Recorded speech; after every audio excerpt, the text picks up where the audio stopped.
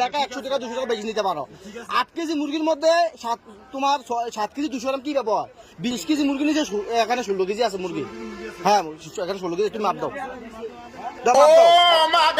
এখানে 8 কেজি দিছো, এখানে কত রকম মাপ দাও?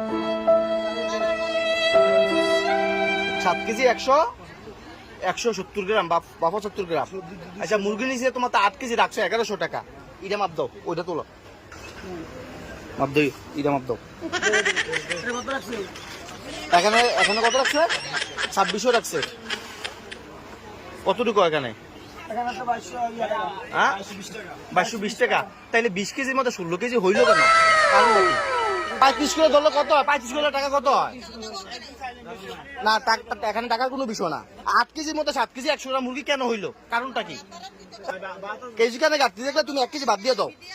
তোমার ব্যবসার সিস্টেম যেহেতু কেজি কানে যা তুমি বলছো, তাহলে তুমি 1 কেজি মুরগি বাদ দিয়ে দাও, তত 19 কেজি হবে। মহিলার মুরগি কেন 16 কেজি হয়?